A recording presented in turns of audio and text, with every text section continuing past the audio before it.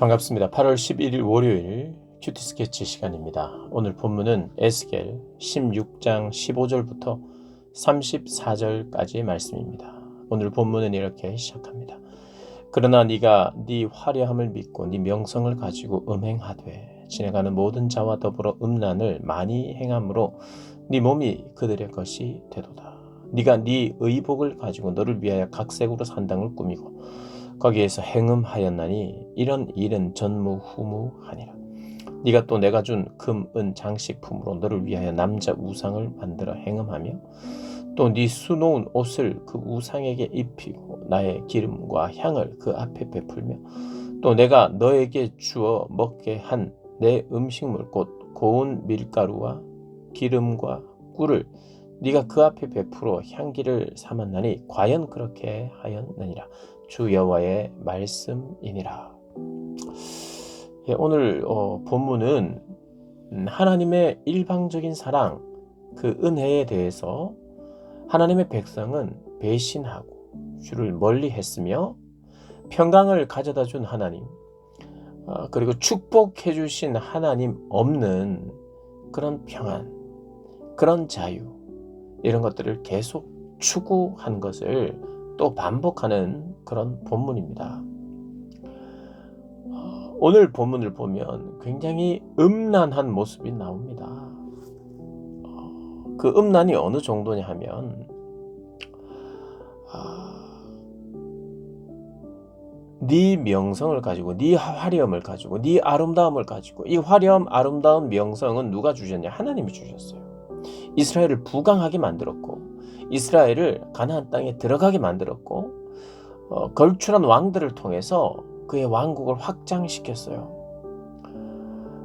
들어갈 때부터 이스라엘 백성들이 가나안 땅을 정복했잖아요. 그리고 그 가나안 땅에 살고 있었던 이방인들이 하나님을 두려워했습니다.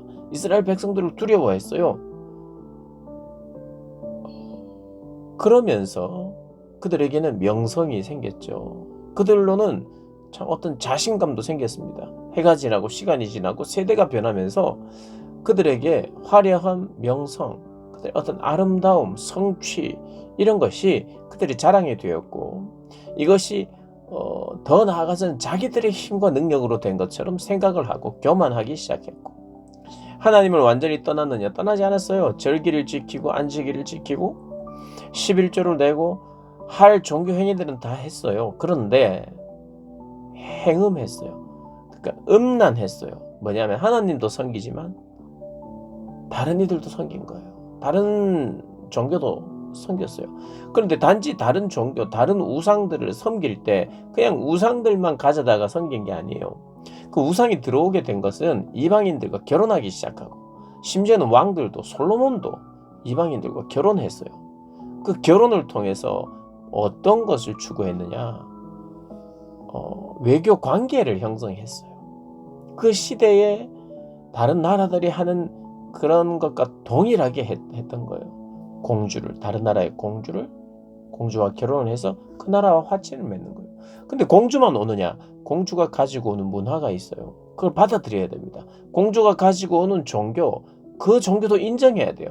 그러니까 이방인들이 결혼할 때 내가 믿고 있던 종교, 우리 신과도 너희 신이 결혼하는 것처럼 느끼도록 우리의 신도 나의 종교 생활도 너희가 인정을 해야 되고 너희도 받아들여야 된다. 그것이 결혼 조건이 되는 겁니다. 그것이 그들에 대한 예우인 거죠. 예우. 그러면서 온갖 이방 잡신들이 들어오기 시작했어요. 그러니 가만히 보니까 우리가 나라가 이렇게 하면 망하겠다 해서 망하는 길을 자꾸 찾아서 우상을 찾았던 것이 아니죠. 음란한 행위들이 있는데 여자만 보면 혹은 남자만 보면 그냥 육체적인 정욕에 가득 차서 눈에 보이는 것 없이 비틀비틀 술 취해서 일은 하지 않고 생각은 하지 않고 그냥 동물적인 감각만 날마다 그것만 일으켰느냐? 그럴 수는 없죠. 그러진 않았어요. 물론 그런 동물적인 이성을 잃어버리는 행동도 있었으나 더 많은 경우에는요. 굉장히 어떻게 하면 더 잘 살까? 어떻게 하면 내가 더 많이 가질까? 그래서 사람에게 욕심이 있어요. 그 욕심으로 때로는 다른 이들을 짓밟기 위한 욕심, 연구 이런 것이 있죠. 그래서 사람이 다른 이들을 속이는데도 머리를 쓰잖아요. 다른 이들을 속이고 내가 더 많은 것을 가지고 불의한 방법을 사용하고 그리고 다른 이방 신들을 이방 여인들을 그렇게 오면서 내 종교심이 너무 탁월하기 때문에 다양한 신을 섬기고 싶다 이런 게 아니라 그들이 살아가는 방식 그대로 살은 거예요. 세상 사람들이 살아가는 방식 그대로를 오늘로 따지면 세상 사람들의 가치관과 그들이 하는 모든 행동에 함께 동참하는 거예요. 그래서 그것을 어떻게 표현했느냐. 이 블레셋 사람들이 오히려 이스라엘 백성들을 부끄러워 수치스럽게 여겼다는 거예요. 그들의 종교적인 이런 이 모든 혼합적인 종교들을 막 무분별하게 받아들이고 그리고 보통 보면 매춘은 돈을 받고 자기의 몸을 내주는 거예요. 그런데 오히려 돈을 주고 내 몸을 내어주는 그런 일을 한 것이 이스라엘이라고 이야기해요. 그만큼 이 블레셋이 보았을 때도 굉장히 종교적으로 영적으로 음행하고 있는 거예요. 그래서 오늘 본문은요. 심지어는 이방인들조차도 이 이스라엘이 정말 어떻게 보면 맛이 갔다. 그럴 정도로 지금 나가고 있어요. 그리고 심지어는 자기의 자녀들까지도 예물로 바치는 그것이 20절 21절에 나옵니다. 또 네가 나를 위하여 낳은 네 자녀를 그들에게 데리고 가서 드려 제물로 삼아 불살랐느니라. 네가 네 음행을 작은 일로 여겨서 나의 자녀들을 죽여 우상에게 넘겨 불 가운데로 지나가게 하였느냐. 이것은 실제로 자녀들을 불태워서 사람을 제물로 드리는 이 종교적인 타락에 그게 옳은 거예요. 여러분 종교가 타락하고 종교적인 모습이 타락하면 그 종교적인 타락의 정점은 뭐냐 하면 사람의 생명을 막 바치는 거예요. 그런 일들이 이스라엘에도 있었다는 거예요. 그리고 이것을 또 영적으로 해석하면 많은 사람들을 우상에게 섬기도록 행음하도록 그런 분위기를 조장했다는 말이기도 해요. 그래서 내 자녀를 우상에게 바쳐버리는 그런 일들이 여기에 계속해서 쌓인 거예요. 끝없는 음행과 탐욕이 이스라엘을 주장했어요. 그 행위는 창녀보다 더 타락한 행위라고 오늘 본문이 이야기하는 거예요. 이 배신에 대해서, 이 음행에 대해서 하나님이 에스겔에게 어떻게 보면 이스라엘을 고발하는 거예요. 그리고 에스겔에게 이스라엘이 심판받을 수밖에 없는 그 모습, 그들의 마음 중심을 꿰뚫어서 설명하고 보여주는 거예요. 에스겔이 듣고 과연 그렇습니다. 정말 하나님의 마음은 이렇게까지 기다리고 이렇게까지 하나님이 기회를 주시고 은혜를 주셨는데 정말 우리에게는 우리가 의지할 만한 거 내 명성이라고 생각하고 내 자랑이라고 생각한 거 그것이 완전히 무너져야만 다시 생각할 수 있겠구나. 에스겔도 처음에는요. 에스겔이 우리 1장부터 쭉 살펴보면 하나님하고 막았잖아요. 하나님 중보했잖아요. 정말 다 죽이고 없애실 겁니까? 하나님께서 아무리 기도해도 나의 의지는 변하지 않는다. 이야기하면서 설명하는 거예요. 그래서 이스라엘 백성들에게 종교적인 껍데기만 남은 현실에 대해서 설명을 하고 그리고 종교 생활을 하는 것 같아도 명예와 성공을 추구하는, 그래서 하나님을 섬기는 것 같지만 하나님만 섬기지 않고 다른 것들을 동원해서 목적이 하나님이 아니에요. 평안이고 하나님 없는 평안이고 성공이고 많이 가짐이고 많은 소유고 남들 위해 군림하는 것이고, 이것이 목적이에요. 이 목적을 위해서 하나님도 섬기는 거예요. 하나님도 도와주세요. 우상도 도와주세요. 그러니까 하나님이 목적이 안 돼요. 어쩌면 어리석게도 오늘 하나님을 믿노라 하는 사람들도 하나님이 목적이 아닙니다. 내 삶이 목적이고 하나님은 나의 헬퍼예요. 나를 도와주셔야 되는 거예요. 잘 안 도와주실 때 내가 고집스럽게 하나님 앞에 막 간절하게 소리치고 간절하게 원하면 하나님이 주신다. 성경은 그런 걸 약속하지 않습니다. 너의 목표가 누구냐? 너의 목적이 뭐냐? 네 삶의 목적이 나를 즐거워하는 것이냐? 성경은 계속해서 묻습니다.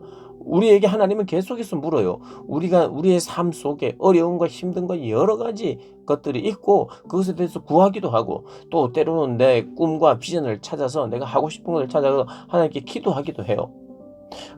그것이 내가 찾아야 됩니다. 나의 즐거움도 찾아야 되고 내 꿈과 비전도 찾아야 돼요. 그런데 그 목적이 하나님이어야 그것이 하나님 앞에서 유효합니다. 그것이 나를 위한 것이면 하나님은 계속해서 교정 작업을 하십니다. 계속해서 말씀하시고 기다리시고 안 들어주시고, 안 들어주실 뿐만 아니라 더 안 되게 하시고 완전히 갈아엎을 때까지 말 안 들으면 하나님이 나의 목적입니다. 하나님이 나의 즐거움입니다. 내 삶의 목적은 하나님을 찬양하는 것입니다. 라는 고백과 전제가 깔리지 않는 한. 그래서요, 하나님, 우리의 삶에 어려운 자리가 있을 때 우리가 기도할 때가 있잖아요. 하나님 앞에 더 기본적으로 내가 더 기도해야 되겠다. 나에게 왜 이런 상황을 주셨는지를 기도할 때 언제나 동일합니다. 하나님, 너는 내가 너의 목적이냐? 너의 삶의 이유가 나이냐? 계속해서 질문해. 아니, 하나님 어떻게 하나님일 수 있습니까? 나도 좀 살아야 되지 않습니까? 이렇게 생각할 그때 그것이 너를 불행하게 만들지 않았느냐? 네가 너를 위해서 살 때 불행하지 않았느냐? 나는 네가 나를 위해 살 때 행복하도록 만들었는데, 너의 행복에, 너의 불행의 이유가 너 자신의 행복을 추구한 것이기, 그것이 너의 불행의 원인이 아니냐? 그러니 하나님이 목표가 되고 목적이 되지 않으니 이것저것 엉뚱한 것을 찾게 되고 그것이 우상숭배요, 그것이 음행이 아니더냐? 그래서 언제나 기도하면 하나님은 너의 삶의 이유가 뭐냐? 나는 누구냐? 묻는 거죠.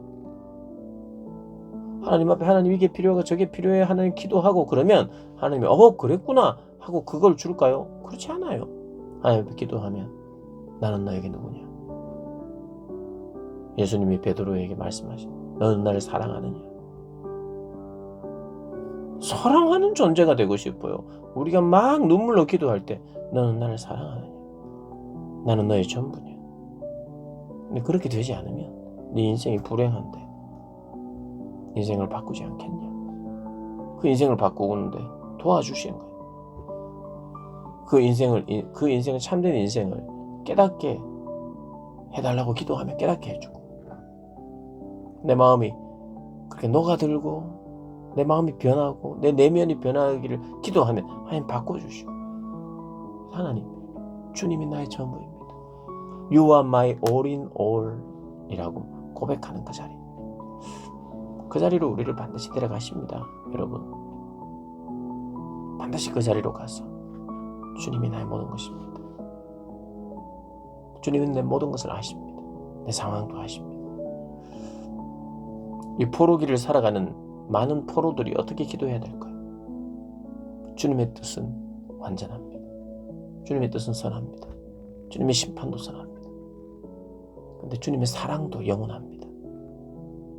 주님의 회복하시는 그 회복의 때를 주님의 말씀하신 대로 제가 믿겠습니다. 그리고 우리와 함께 하시니 감사합니다.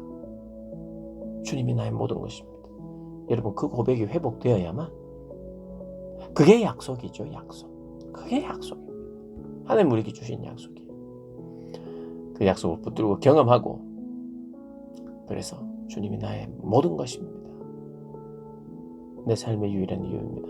내 노래의 제목입니다. 여러분, 고백하며 살아가는 저와 여러분 되시기를 주님의 이름으로 축복합니다.